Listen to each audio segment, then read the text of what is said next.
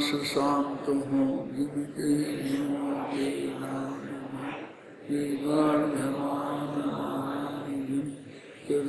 हमारे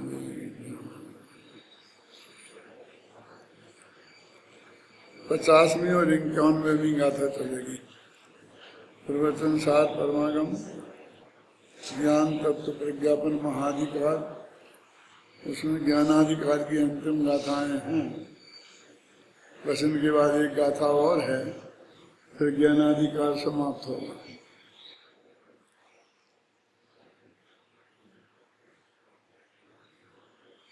नीचे इसकी उत्थानिका है ना। विगत गाथाओं में यह स्पष्ट करने के उपरांत अब इन गाथाओं में यह बताते हैं कि कृम कृम से जानने वाला ज्ञान नित्य, छायक और सर्वगत नहीं होता, किंतु जिनदेव का नित्य रहने वाला छायक ज्ञान सभी को अकृम से जानता है, इसलिए सर्वगत है। शुरू में जब ज्ञानाधिकार शुरू किया था तो वहाँ स्पष्ट शब्दों में कहा था कि अतीन्द्रिय ज्ञान है, वो युगपत जानता है, एक साथ जानता है और इंद्रियों के अवलंबन से नहीं जानता, साक्षात सीधा जानता है और वो सर्वगत है। अब ये कह रहे हैं कि यदि वो ज्ञान, ऐसा जो ज्ञान है जो क्रम क्रम से जानता है, देखा ना इसमें गाथा पढ़े अपन, उपज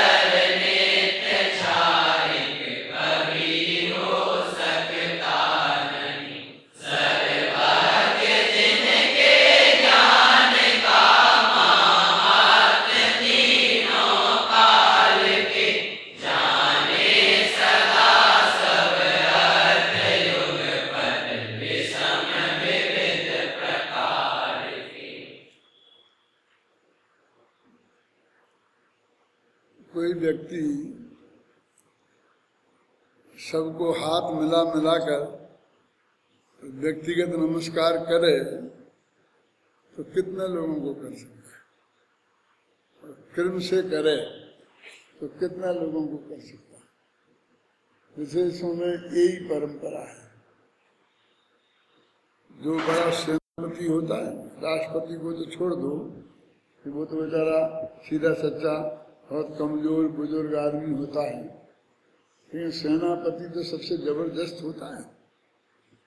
लेकिन वो भी हरेक से हाथ मिलाता है ना सैनिकों से, तो 100-200 से हाथ मिलाए, इतने में ही उसका हाथ सूज जाता है, खड़ा नहीं रह सकता।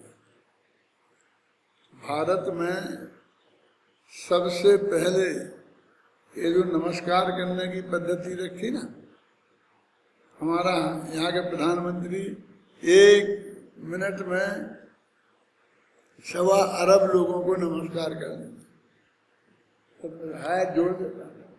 उससे कोई खराब तो नहीं है ना, उससे हाथ मिलाना, उसमें वो तकलीफ तो है ही, एलर्जी भी हो सकती है। एक आदमी कहाँ कौन आएगा, क्रम सा मिलाना पड़ेगा। करोड़ों आदमियों को एक साथ नमस्कार करने की ये भारतीय पद्धति कितनी सही है कि हम शुरू से ही हाथ जोड़कर ऐसा नमस्कार करते रहे, और वो किसी भी प्रकार से हल्का नहीं है, क्योंकि वो तो बहुत ज्यादा सम्मान का हो गया। और ये ऐसा अब धीरे धीरे हम भी उस पद्धति पे उतरते आ रहे। हर एक आदमी से हाथ मिलाना, ये करना वो करना। सबसे ज्यादा कीटाणु लोगों के हाथ में ही होते हैं, क्योंकि इन हाथों से वो हर चीज, जमीन को छूते हैं, हर चीज को छूते हैं, और कोई पसीना आए तो उसे भी साफ ऐसे ही करते हैं। जो भी 5 इंद्रियों से जहाँ जैसा भी विसर्जन होता है वो सब इन हाथों में ही, आखिरकार वो सब हाथ 1-1 मिनट में तो हम धोते नहीं हैं। तो जितनी भी गंदगी रहती है वो सब ज्यादातर हाथों में रहती है। और बस इससे हम स्पर्श करें किसी दूसरे को, है नहीं? तो हमारे यहाँ की वो पद्धति नहीं है। ये बात इस गाथाओं में कह रहे हैं कि पदार्थ का अवलंब ले, मैंने सामने वाले से हाथ मिलाकर हम जिस पदार्थ को जाने उसी का अवलंबन जाने। जो लोग बोलते हैं ना कि भाई पदार्थ ज्ञेय से ज्ञान की उत्पत्ति होती है, माने हमको उस ज्ञेय को जानने के लिए उस ज्ञेय के पास जाना पड़े कि उस ज्ञेय को हमारे पास आना पड़े और जाना पड़े। माने अकेला कोई चल के जाने की बात नहीं है, जानना पड़े। तो ज्ञेय के अवलंब से, पदार्थ माने ज्ञेय के अवलंब लेकर के जो ज्ञान प्रवृत्ति करेगा वो नियम से क्रमशः ही कर सकता है, वो युगपत नहीं कर सकता। और वह ज्ञान क्रमशः जानता, तो ऐसा ज्ञान वो सर्वगत नहीं हो सकता, माने सबको एक साथ नहीं किया जा सकता, माने सबको एक साथ नहीं जाना जा सकता, और वो नित्य नहीं हो सकता, निरंतर। जैसे ज्ञान, छाया ज्ञान की बात है, एक तो छाया ज्ञान तो पर्याय है, वो नित्य तो नहीं होती, लेकिन वो बात नहीं है यहाँ। तो अगली बार जो छाया ज्ञान होगा वैसा ही का वैसा होगा ना, तो इस दृष्टि से उसे नित्य कहते हैं। और छायक नहीं हो सकता। 3 विशेषताएं। जो ज्ञान पदार्थों का अवलंब लेकर क्रमशः प्रवृत्ति करता है वह ज्ञान सर्वगत नहीं हो सकता, नित्य नहीं हो सकता और छायक नहीं हो सकता। सर्वज्ञ जिनके ज्ञान का महात्म तीनों काल के, जाने सदा सब अर्थ युगपत विषम विविध प्रकार के। ये पिछली गाथा में ये विषम और एक शब्द और था ना, विविध प्रकार के लिए क्या था, देखना पड़ेगा मुझे।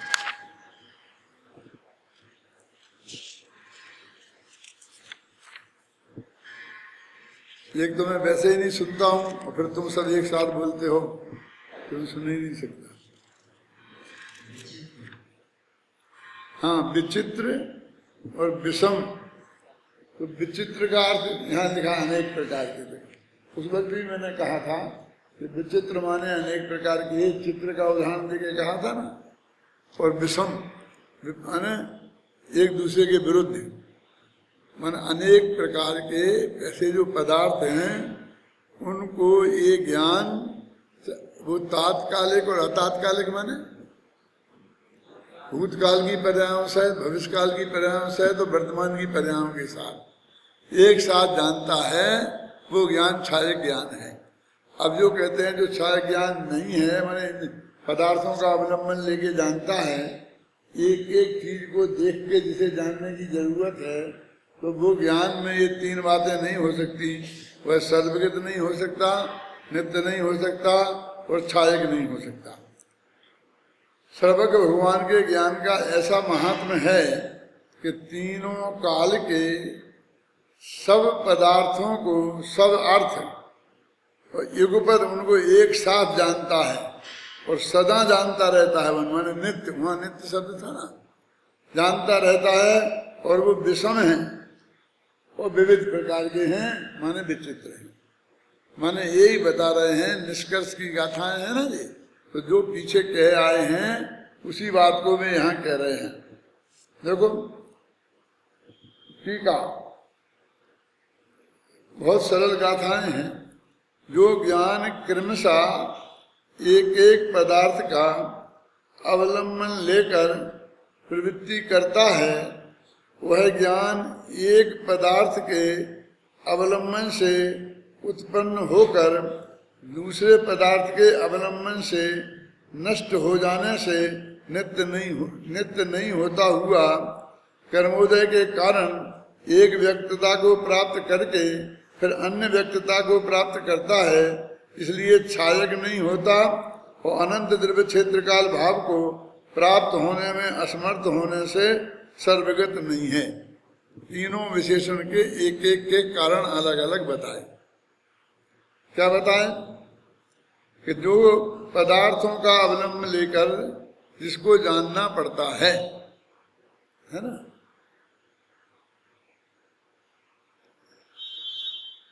हम अपने इस ज्ञान की कितनी महिमा करें, लेकिन एक क्षयोक्षम ज्ञान के स्वरूप में ये कमजोरी पड़ी हुई है। इधर गुजरात में और खासकर श्वेतांबर समाज में बहुत दिनों से एक परंपरा चल रही कि वो शताब्धानी, श्रीमद को शताब्धानी कहते हैं। शताब्धानी का मतलब ये है कि 100 बातें 100 शब्द आप ऐसा बोल दो कहीं के कैसे भी, तो वे बिल्कुल वैसे ही के वैसे रिपीट करते हैं। फिर अब वो ठीक है कि नहीं है वो बात अलग है। मैं एक सच्ची घटना सुना करके इस क्षयोक्षम ज्ञान से हम बहुत महिमा बढ़ाने की कोशिश करते हैं, लेकिन उसकी क्या दुर्दशा है वो बात मैं आपसे बताना चाहता हूँ। यहाँ एक में 13 पंथियों में मुनिराज थे। 13 पंथी माने टोडरमल जी वाले 13 पंथी नहीं, आचार्य तुलसी वाले 13 पंथी। जब टोडरमल जी 13 पंथ की स्थापना जयपुर में कर रहे थे दिगंबरों में, उसी वक्त आचार्य भिक्षु ने श्वेतांबरों में 13 पंथ की स्थापना की थी। उसके पहले 13 पंथ नहीं था उनका श्वेतांबरों में। तो एक बहुत चर्चा का विषय था कि 13 पंथ दिगंबरों में भी है और श्वेतांबरों में भी है, तो किसने किसकी नकल की है? ये 13 पंथ नाम किसने किसके आधार पर रखा है? तो भाग्य से टोडरमल जी और भिक्षु लगभग साथ के हैं। तो यहाँ टोडरमल जी ने सारे देश में ऐसे फैलाया, वहाँ भिक्षु ने वहाँ स्टार्ट किया, लेकिन अपने यहाँ तो बनारसी दास जी इसकी स्थापना कर चुके थे, टोडरमल जी से भी पहले, और करीब 100 साल पहले होंगे। इसलिए निश्चित रूप से पहले दिगंबरों में ये 13 पंथ आया और बाद में श्वेतांबरों में भी जो पंथ निकला उसका नाम उन्होंने 13 पंथ रखा। बहुत सी बातें इन दोनों में इतनी समान हैं। वे भी शिथिलता के विरुद्ध क्रांति जो हुई थी 20 पंथ के विरुद्ध, वो दिगंबरों में थी, और उनके यहाँ भी शिथिलता के विरुद्ध जो क्रांति हुई है वही वो 13 पंथ है। अहिंसा पर मैंने एक लेख लिखा था जो मेरी वो किताब में छपा है, तीर्थंकर भगवान महावीर सर्वोदय तीर्थ के अंत में। वो उदयपुर में जाकर मैंने पढ़ा सेमिनार में, 75 विद्वान उसमें वहाँ आए थे। यूनिवर्सिटी में सेमिनार था, डॉक्टर ए.एन. उपाध्याय, अगरचंद नाहटा, ऐसे बड़े बड़े विद्वान थे। तो जब मैंने वो लेख वहाँ पढ़ा, लेख तो तुम किताब में पढ़ लेना, लेकिन पढ़ा तो 4-5 13पंथी विद्वान मेरे पास आए, ये तो हमारा 13 पंथियों का है, कि तुम कहाँ से ले आए? मैं तो उन्हें जानता नहीं था। ये याद है वो गेलरा है, गेलरा कौन से राज गेलरा है क्या ना, हाँ महावीर राज गेलरा, वो आए और भी आए। मैं उनको जानता नहीं था पर्सनली, तो मैंने समझा ये 13 पंथी अपने दिगंबरों की 13 पंथी विद्वान होंगे, तो ये तो हमारे 13 पंथियों का है, ये आप कैसे बोल रहे हैं?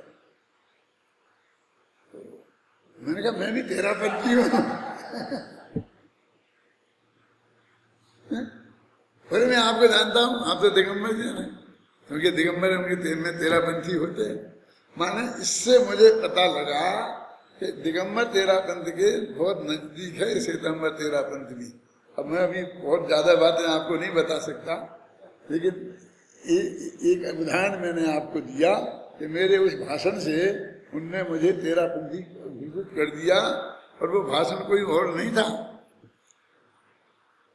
वो भाषण था कि जिसमें मैंने वे बंध अधिकार की गाथाएं कोट की हैं कि आयु क्षय से मरण हो, बात दिन भर में कहीं तुम मार कैसे सकोगे जब आयु हर सकते नहीं, वे गाथाएं वे पढ़ी थी मैंने। और उसका उनने कहा कि ये तो हमारे तेरापंथ की बात, मैंने कोई किसी को मार जला नहीं सकता, ऐसा नहीं कर सकता, ये नहीं कर सकता। और बिल्ली ये चूहे के पीछे भाग रही हो तो हमको जाके दौड़ के चूहे को बचाना चाहिए कि नहीं बचाना चाहिए? तो उनके यहाँ ऐसा कहा है कि यदि हम साधु संत दिन भर ऐसा ही करेंगे क्या, तो दिन भर में इतने एक जीव दूसरे जीव को खाने के पीछे दौड़ते हैं जंगल में, जंगल का राज है ना, तो वो दिन भर यही करते रहे। तो इसलिए जैनियों की करुणा ऐसे बचाने रूप नहीं होती है, बल्कि उनके माध्यम से किसी जीव को पीड़ा ना पहुंचे, बस वो इसके बाद वे देख के चलेंगे कि हम चींटी मेरे पैर के नीचे आगे न दब के मर जाए। मतलब अब उनकी जो है इस टाइप की करुणा होती है, आप सुना ना। और उनकी इसी बात के लिए लोग मजाक उड़ाते हैं, और अपने आप ही वो बातें उसी टाइप की हैं कि हम कितने जीवों को कहाँ बचा सकते हैं, और हम बचा ही नहीं सकते ना। अब प्रैक्टिकल भी आप देख लो, ये एक जीव है, लाइट जल रही, उसे कीड़े आ रहे, छिपकली है वो उसे खा रही, कहाँ चारों तरफ अपन नहीं देखते हैं, फिर किस किस को बचा सकते हैं? तो अब भी आप लोग कहेंगे क्या बात करते हो, दया नहीं करनी चाहिए, जीवों की रक्षा नहीं करना चाहिए। एकदम सब अपने विरुद्ध हो जाए, कर कोई नहीं सकते। मानो उसकी प्रवृत्ति वो 4 हाथ जमीन तक सीमित होकर के देख के चलना उनकी दया का यही स्वरूप है। और मेनका गांधी जैसे लोग अहिंसा को ऐसा कहते हैं, अहिंसा सिर्फ हिंसा नहीं करना नहीं है, उसका पॉजिटिव रूप होना चाहिए। और क्या कहते हैं, सेवा करो, बचाओ, गो रक्षा करो और पशुओं की रक्षा करो, किसी के साथ अन्याय नहीं हो, खासकर पशुओं के साथ, यानी अपने को सारा जीवन उसमें लगा देना, इसको ही वो कहते वो अहिंसा का वास्तविक स्वरूप है। अभी जैन अपना दिगंबर जैन धर्म कहता है कि तुम विचार तो करो, क्या हम सबको एक साथ जान सकते हैं? हमारा ये ज्ञान जब तक क्षयोपम है तब तक एक किल्मषा ही जानेगा, तो किल्मषा जानने वाले का ज्ञान छायक नहीं होता, नित्य नहीं होता और सर्वगत नहीं होता। तो अपना तो सर्वगत कैसा है कि आत्मा के असंख्य प्रदेशों में से बाहर निकला ही नहीं और हिला ही नहीं, और उसे जानने के लिए ऐसी गर्दन भी नहीं की, माने इतना तक नहीं हिला, और सारे लोकालोक को जान लिया और वो सर्वगत हो गया। तो सारा लोकालोक अपनी जगह से हिला नहीं, जहां का तहां रहा, और वो सारा लोकालोक आत्मगत हो गया। हमारा सर्वगत और आत्मगत ऐसा है। अब एक आप लोगों के सर्वगत आत्मगत क्या चक्कर है, उनके यहाँ पर आता है इसके लिए व्यापक शब्द। ये आत्मा व्यापक है, व्यापक है, सारे लोकालोक में फैला हुआ है। तो हमारे यहाँ ये जवाब दिया ना, तो वो कहते हमारा यहाँ किसी अपेक्षा लोकालोक व्यापी है हमारा आत्मा, और किसी अपेक्षा अपने देह से बाहर नहीं निकलता, देह से आकार के बाहर नहीं निकलता। तो वो कहते हैं लोकालोक व्यापी माने लोकालोक को जानने वाला। वो जानने की अपेक्षा ही हमारे यहाँ आत्मा सर्वगत है, उसी को लोकालोक व्यापी कहते हैं। और फिर अपन कहेंगे तो आलोक में तो जा ही नहीं सकता। फिर मनुष्य की बात कहेंगे कि 2.5 दीप के बाहर नहीं जा सकता। और फिर अनंत भगवान मनुष्य हैं क्या? नहीं है। और वे लोकालोक में जाते हैं, जाते हैं उनका ज्ञान लोकालोक में जाता है।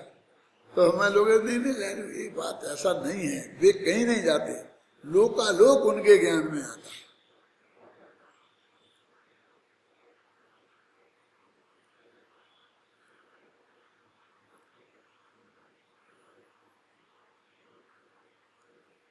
एक महाराज ने मेरे से कहा था,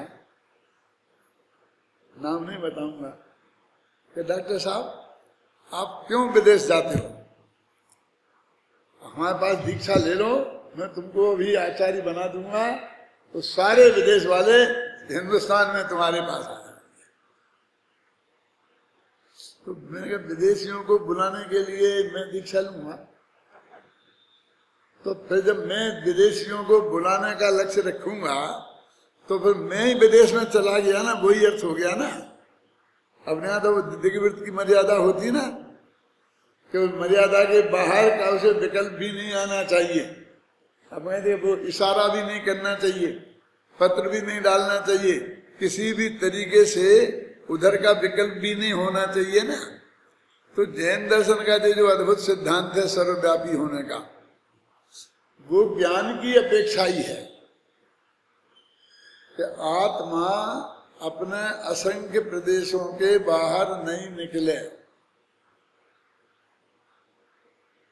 एक गुण भी असंख्य प्रदेशों के बाहर नहीं निकले, एक पर्याय भी असंख्य प्रदेशों के बाहर नहीं निकले, उस सीमा के अंदर रह करके ही लोकालोक को जान ले।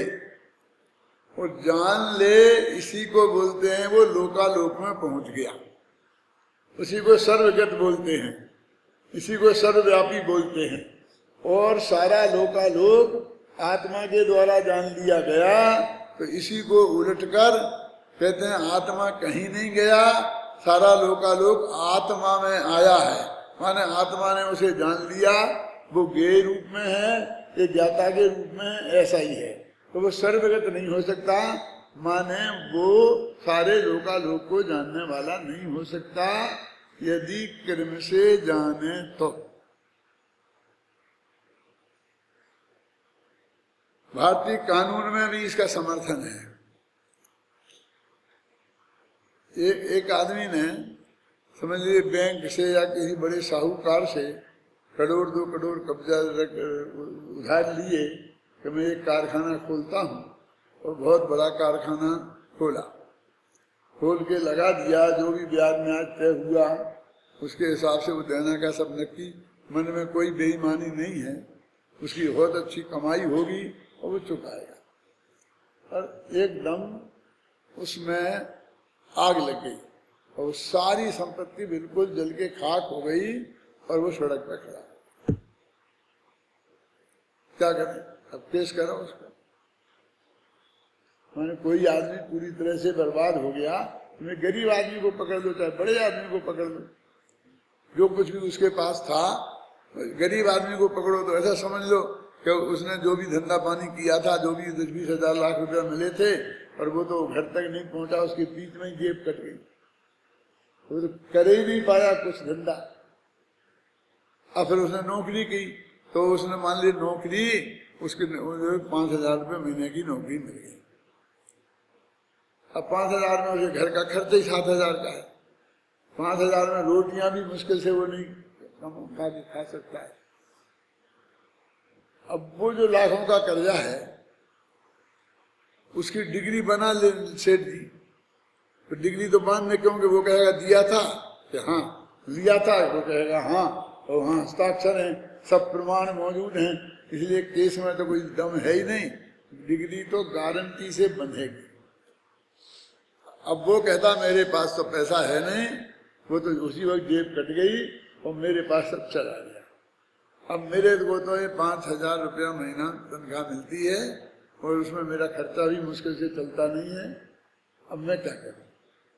यानी डिग्री तो बन गई, तो तुम्हें देने तो पड़ेगी, चुकाना तो पड़ेगा कर्जा की। मैं भी चाहता हूं कि कर्जा मेरा चुक जाए, कि किस्त बांध दो। बोलो 5,000 रुपये महीना वाला कितना की किस्त बांधे? 1,000 रुपये महीने की किस्त बांधी, तो साल भर में 12,000 रुपये चुकाएगा, लाख रुपया तो ब्याज का ही हो जाता है। वो चुकेगा ही नहीं, वो ब्याज छोड़ दो। पैसा भी मांगो तो सारी जिंदगी चुकाएगा और वो मर जाएगा और वो पूरा नहीं चुकेगा, इतना कर्जा है वो। तो क्या करेंगे फिर कोई? फिर उसको कर्जे से मुक्त होने का कोई उपाय है? तो कानून ने दिए व्यवस्था, दोबारा निकाल दो, अपना सर्वस्व छोड़ दो। अब मेरे पास कुछ नहीं है, जो है सब साहूकार लेके बांट ले, खत्म हो जाएगा। पर कुछ नहीं है तो बस 6 महीना की जेल हो जाएगी, तो आराम से जेल काट आना, खत्म। फिर वो तुम पर दावा नहीं कर सकता है, और उस साहूकार को तुम्हारे जेल में रहने का खर्चा देना पड़ेगा। गवर्नमेंट नहीं करेगी, तुम्हारा मामला निपटाएं और हम खिलाएं उसे। माने वो कर्जा बिना दिए भी निबटता है, मैं ये कह रहा हूं। आप बोले क्या कह रहे हैं? मैं ये कह रहा हूं कि जैन धर्म में कर्म बिना भोगे भी कटते हैं समझे ना? भोग के तो कटते ही है। अनादिकाल से जितने दफे अपन ने कर्म बांधे, उदय में आए, भोगा, वो खत्म हो गए। फिर तो कुछ काम करता नहीं है। लेकिन वो इतना लंबा काल हो, इतनी ऐसी प्रवृत्ति हो, तो वो अपने आप भी करते हैं। उनकी एक मर्यादा है, एक ऐसी है। तो ऐसे ही कहते हैं कि पदार्थ ये कितने हैं, और तेरा ये क्षयोत्सव ज्ञान, तुच्छ ज्ञान, एक समय में कितना सा जानता है। तो अब उसका कितना गुणा पदार्थ है, और उन सबको ऐसे जानेगा कि अभी आज इतने जाने, फिर कल इतने जाने, परसों इतने जाने, तो कैसे जानेगा? मान लो द्वादशांग में कितने श्लोक हैं? एक आध दिन वो पूजन तो करते हो ना, कौन सी सरस्वती पूजन, उसमें आते ना पद आचारांग पद अष्टादश सहस प्रमाण दूजो सूत्र कृतांग बखानो, पर 36 आता है ना, 1000 या 18,000, फिर 36,000, फिर इतने हजार, और कुल कितने हैं? 2 करोड़ इतने पद हैं। तो उनकी गिनती करो, तो रोजाना पढ़ो, तो पढ़ के द्वादशांग के पाठी कब तक हो जाओगे? मानो और एक पद में कितने अक्षर होते हैं? मानो वो अपनुरक्त अक्षर होते हैं ना, 2 गुणित 2 गुणित 2 गुणित 2 गुणित 2 गुणित 2 गुणित 64 बार करो, तो गुण में फल आता। वो एक दफे एक पद में कहते इतने अक्षर होते हैं। कितने मतलब? अब इतना जो द्वादशांग का पाठी कोई व्यक्ति रट के पढ़ करके हो सकता है? तो वो कहते, लेकिन होते तो है ना।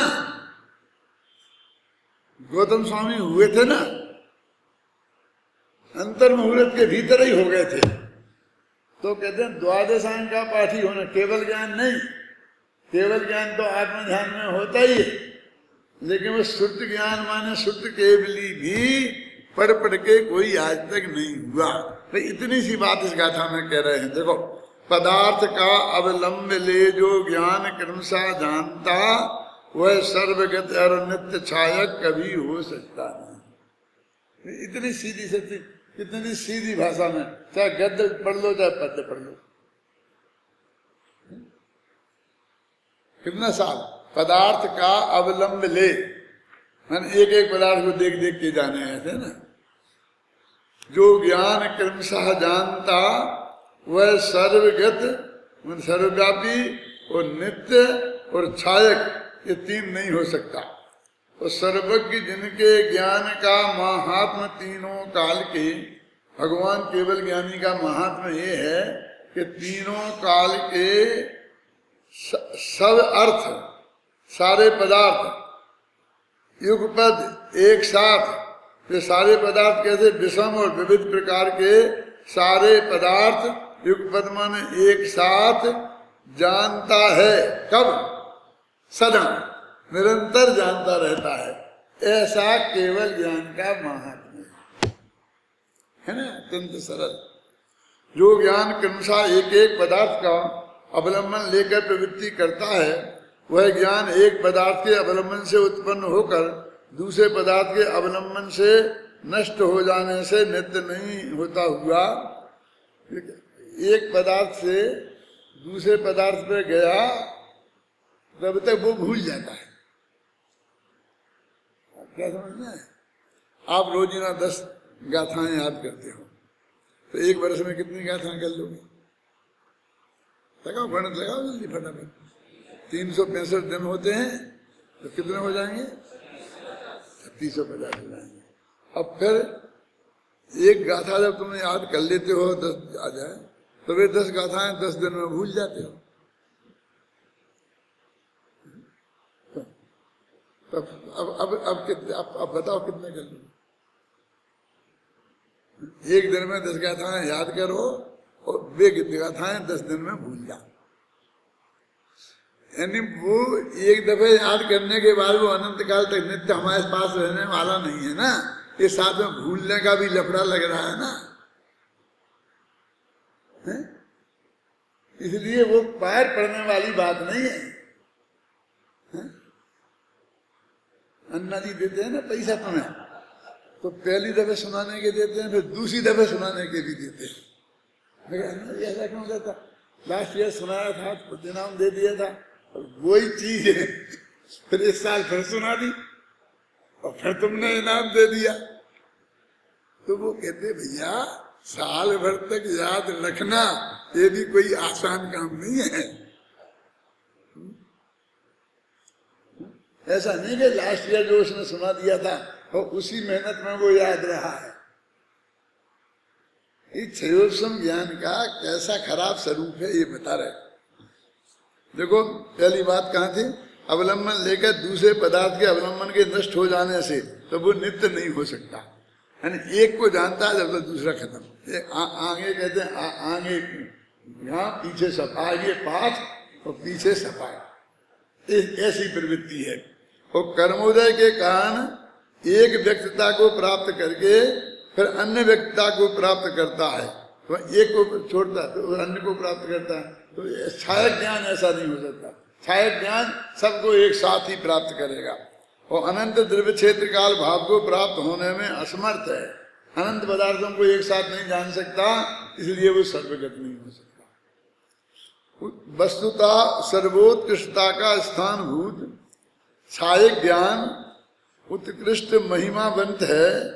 जो ज्ञान एक ही साथ समस्त पदार्थों का अवलंबन लेकर प्रवर्तता है, टंकोत्कीर्ण न्याय से अपने में समस्त वस्तुओं के गेयाकार स्थित होने से जिसने नित्यत्व को प्राप्त किया, सारे पदार्थों के गेयाकार अपने आत्मा में आ गए और उनके फिर अब मिटने का कोई काम ही नहीं है। और समस्त व्यक्तता को प्राप्त कर लेने से जिसने स्वपर प्रकाशक स्वभाव प्रकाशक छायक प्रभाव प्रकट किया है, वह ज्ञान विषम रहने वाले अन्य असमान जाति रूप से परिणमित होने वाले अनंत प्रकारों के कारण विचित्रता को प्राप्त, कोई विचित्र शब्द यहाँ आ गया है ना, प्राप्त संपूर्ण पदार्थ के समूह को त्रिकाल में सदा जानते हुए अक्रम से अनंत द्रव्य क्षेत्र काल भाव को प्राप्त होने से जिसने अद्भुत महात्म प्रकट किया है, ऐसा सर्वगत है।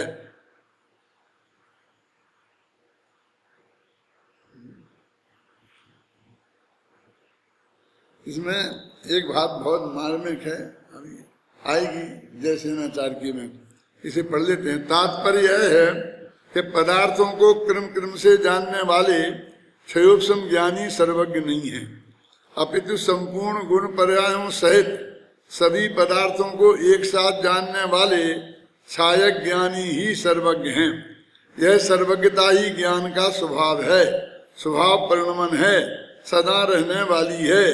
क्षयोपम ज्ञान रूप अल्पज्ञता ना तो सदा एक सी रहने वाली है और न एक साथ सबको जान ही सकती है। इस प्रकार यहाँ छायक ज्ञान रूप सर्वज्ञता की महिमा बताई गई है और क्षयोपम ज्ञान रूप अल्पज्ञता की अनित्यता और असारता स्पष्ट की गई है।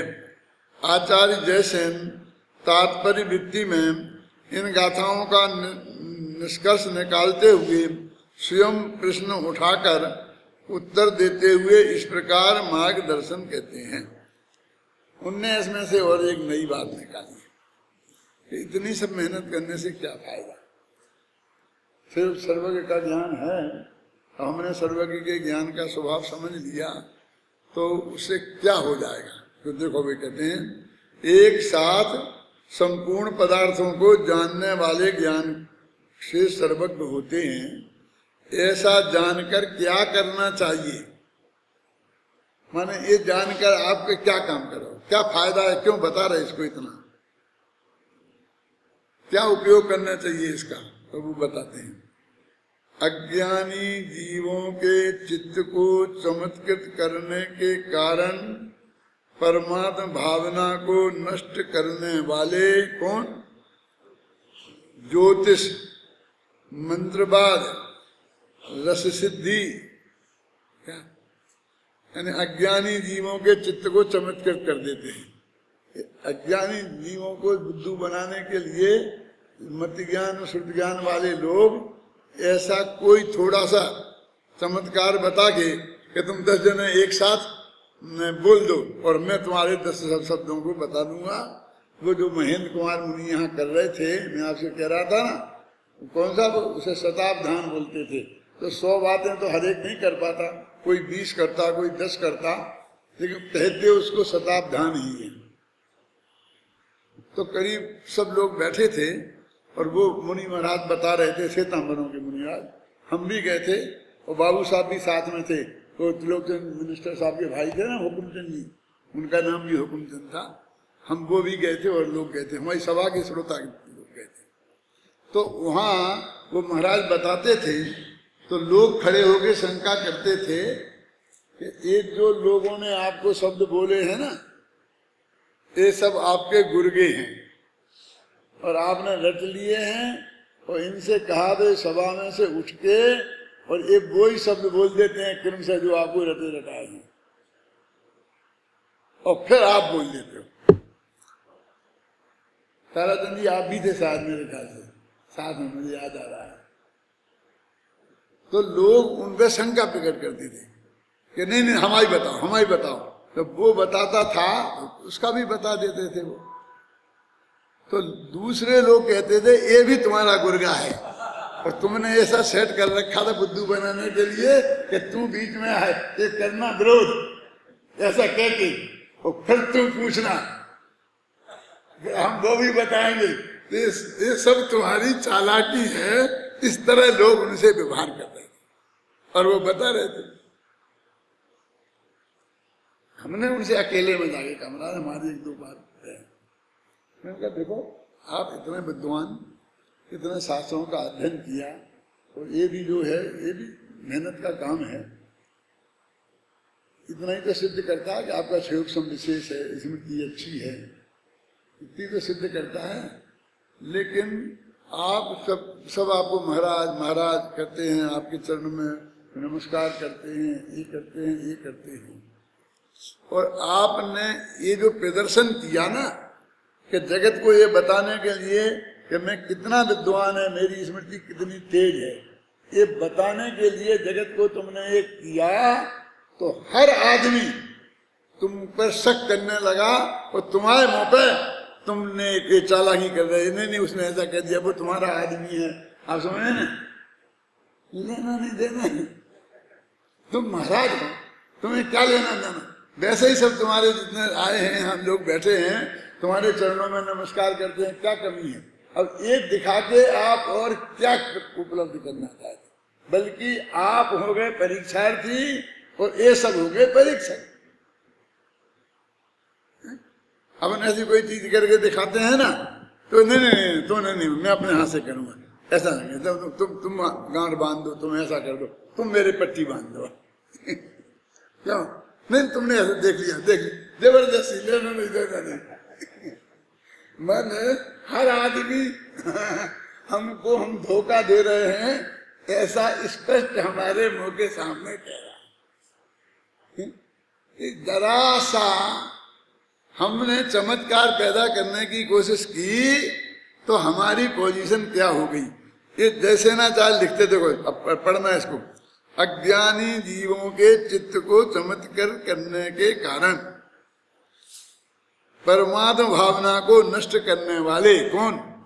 वो परमात्म भावना माने आत्मा के अनुभव करने की भावना, उसको नष्ट करने वाले कौन है? ज्योतिष। देखो ये विशेषण बनाए ज्योतिष के, कौन कौन? ये संपूर्ण पदार्थों को निकाल, अज्ञानी जीवों के चित्त को चमत्कृत करने के कारण परमात्म भावना को नष्ट करने वाले जो ज्योतिष, मंत्रवाद और रस सिद्धि आदि एक देश ज्ञान रूप क्षयोपम ज्ञान है। क्षयोपम ज्ञान में ही ये सब चीजें हैं। बस इतना सा फर्क है कि वो क्षयोपम ज्ञान वाले के हो सकती है ना, तभी तो तुम्हें है। मेरा मतलब समझ में? तुमको वो कैसे होगी? तुम विशेषज्ञ हो गए, ज्योतिष से तुमने बता दिया कि भविष्य में ऐसा परसों बरसात होगी कि नहीं होगी, तो वो बताई जा सकती है ना, तब तुमने बता दी ना। ऐसा कोई अद्भुत तो काम नहीं हो गया ना कि जो क्षयोपम ज्ञान वाले के हो नहीं सकता है। थोड़ा तुम्हारा क्षयोपम ज्ञान है, तुमने ज्यादा मेहनत करी है, तुमने उसको मतलब इसमें याद रखने की कोशिश ज्यादा की है ना। और मंत्रवाद, ये चमत्कार, चमत्कृत करने वाले, वो कहते हैं ये जो ये चीजें समाज में क्यों चलती हैं कि कुछ लोग बाकी के अज्ञानी लोगों को चमत्कृत करने के लिए ज्योतिष के जानकर, मंत्रवाद के जरिए और रस सिद्धि, रस सिद्धि माने भी वही होती थी पहले कि ऐसा रस बना लिया कि पत्थर पे डाला तो पत्थर सोना हो गया। आता ना, किसका आता? भरथरी, भरथरी के बारे में आता है ना। अपने महाराज थे सोमचंद्राचार्य थे ना, शुभचंद्राचार्य, उनके भाई थे वो, और दोनों राजा के बेटे थे सगे, दोनों ही दीक्षा लेके निकल गए राज में। नहीं मतलब कितने निर्लोभी होंगे, राज छोड़ के चले गए साधु बन के, तो उनके बारे में कोई कमी थी उन्हें? कोई शंका करने की जगह तो नहीं है। फिर ये तो जिन्होंने ये अपना लिखा ना ज्ञानार्णव वगैरह लिखा, और वो उधर एक तब वैसे तपस्वी बन गए अजैनी, तो उन्होंने एक ऐसी रसायन बना लिया कि जो लोहे पर डालें तो सोना हो जाए, कुछ ऐसा था ना, पत्थर पर डालें तो सोना हो जाए जो भी। तो उनने आया कि मैंने कोई सिद्धि प्राप्त कर ली है तो मैं अपने भाई को बताऊं, और मैं भाई को भी तो पता करूं कहाँ है वो, उसने क्या किया अब आज तक साधु बन के। तो जा करके शिष्यों को भेजा, तो खोजते खोजते वो मिले, तो एक जगह उनको नग्न दिगंबर बैठे थे, खाली कुछ नहीं। तो उन्होंने जाके उनसे थोड़ी बात की तो बोले ही नहीं, कुछ नहीं। तो लौट के आए कि भाई हम तो देखना बहुत बुरी हालत है, खाने पीने का ठिकाना नहीं है, पानी तक का इंतजाम नहीं है, शरीर पे एक वस्त्र नहीं है, बहुत खराब हालत है उनकी। तो इन्हें बहुत दया आई उन पर। तो उनने अपने जो वो रसायन था ना, उसको एक छोटी तुंबी में थोड़ा रसायन लिया, और ये कहा जाओ तुम उनको दे आओ, और उनसे कहना कि ये किसी भी पत्थर पर, लोहे पे कहीं भी डालेंगे तो वो पत्थर सोना बन जाएगा, है ना। तो जिससे उनकी दरिद्रता दूर हो जाएगी, ये सोचा। जब वे गए तो उनसे बहुत कही, तो उन्होंने बोले ही नहीं, हमें तो बहुत कम, हमें नहीं चाहिए, क्या करना हमको। तो नहीं माने, तो उनने कहा कि मेरे लिए भेजा है कि हाँ, तो इधर डाल दो रेत में, और उसको उसमें डलवा दिया, खराब हो गया। मतलब वो खराब हो गया, उसकी जो विद्या थी वो तो सोने पे, तो लोहे मोहे पे चलती थी, वही मिट्टी में डलवा दिया तो बेकार हो गया। तो उनने जाकर के उनसे कहा कि ऐसा ऐसा हुआ कि उसका भाग्य ही खोटा है, उसको इतना मुफ्त में मिल रहा था, बढ़िया आराम से करोड़पति बनकर रहता, लेकिन भाई था, बड़ा भाई था, तो उनको अंदर से दया आई कि मैं चलता। तो वो गए उनके पास और जाके उनसे बोला कि तुमने क्या किया और मैंने ये किया और ये किया, ये बहुत बहुत बातें बताई, और मैंने तुम्हें रसायन भेजा था और तुमने उसे भी बर्बाद कर दिया। कोई बात नहीं, अभी और है मेरे पास, बहुत है और दूंगा, लेकिन जरा तुम अकल से काम लो।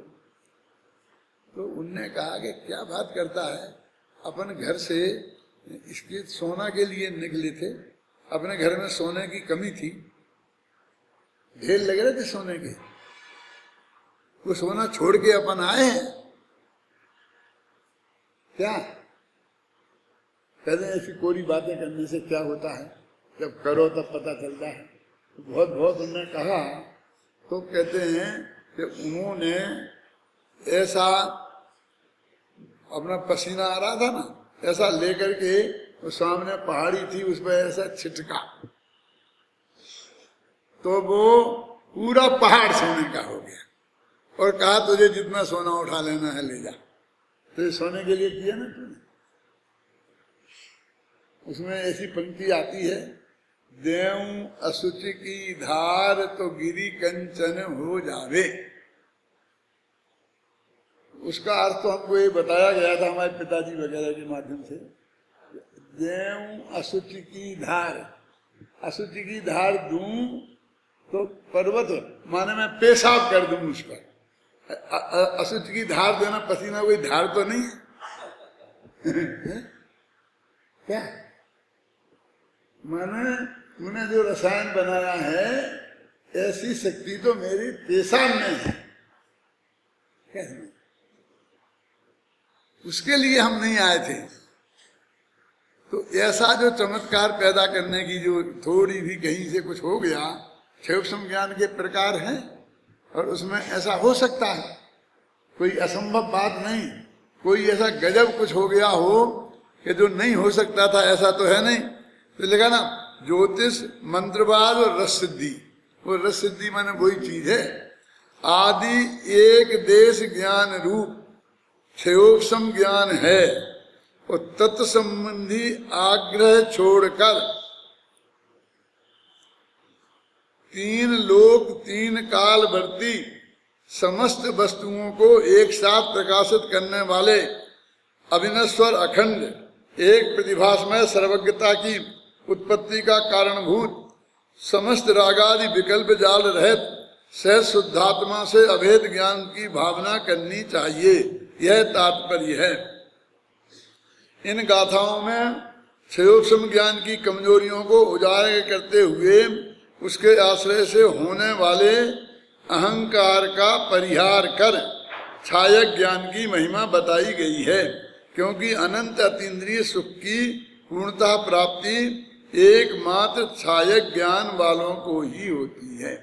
माने क्या बता रहे हैं ये कि सूक्ष्म ज्ञान लगभग सबका एक सा ही है, और वो भी सूक्ष्म ज्ञान है। कौन सा? जो द्वादशांग के पाठी होते हैं ना, तो भी वो ऐसा ही क्रमशः जानने वाला ज्ञान है।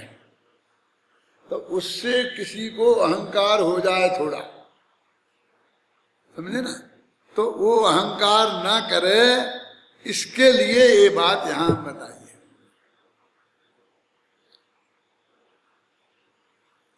अब पूज्य गुरुदेव श्री के मिशन में आत्मज्ञान की महिमा है, ये बहुत गुरुदेव श्री ने बताया कि अपना थोड़ा भी ज्ञान हो, और यदि हमने आत्मा को जाना हो तो वो सार्थक है, और सारी दुनिया को जाना हो, कितना ही ज्ञान हो, तो वो निरर्थक है। माने वो पर को जानना निरर्थक है, तो उसमें से धीरे धीरे पर को जानते ही नहीं है आत्मा, ऐसा हमने निकालने की कोशिश करी। लेकिन वो तो आत्मज्ञान की महिमा बताने के लिए उन्हें जगत के ज्ञान को, जो ये चमत्कार पैदा करने वाले ज्ञान हैं, उनका निषेध उन्होंने किया। अब उससे बीच में क्या हुआ कि शास्त्र की कोई बात है तो स्वाध्याय की प्रवृत्ति भी कम है, कुछ नहीं है, और ये कहने लग गए वो तो क्षयोपम, वो क्षयोपम इतना हे हो गया कि बस नहीं तो उसको क्षयोपम ज्ञान है।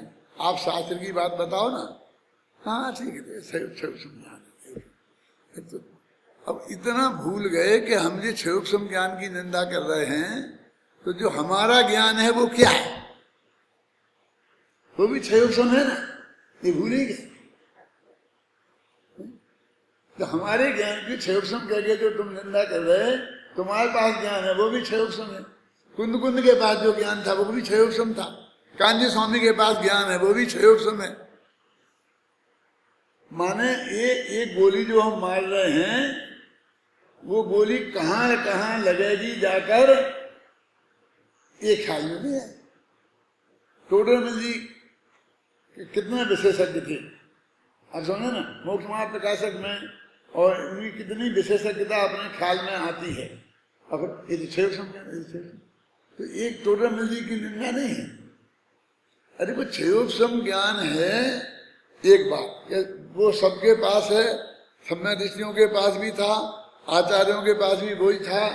और सबसे बड़ी बात ये है कि हमारे पास, सबके पास वही पूंजी है कि जिससे हम केवल ज्ञान प्राप्त करने का पुरुषार्थ करें, जिसमें हम मोक्ष जाने का पुरुषार्थ करेंगे, वो इसी ज्ञान में इसी से होना है। एक पॉइंट। अब दूसरा वो कहता है शास्त्र का अध्ययन, तो इसके अलावा दूसरा कोई रास्ता ही नहीं है।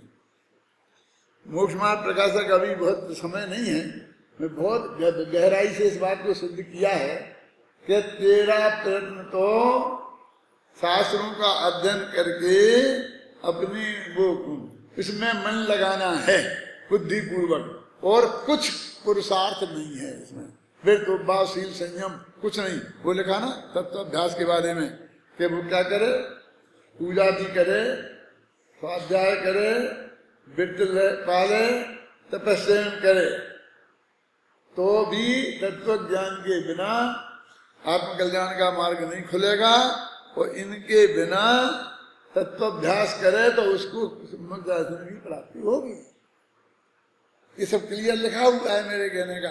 माने वो जो चीज वो कितनी महिमावंत है, मेरी बात सुनना, हमारे लिए पास वो ही है जिससे हमें जैन धर्म का रहस्य अथवा सम्मा दर्शन की प्राप्ति, आत्मा को जानने के वो ही काम आएगा।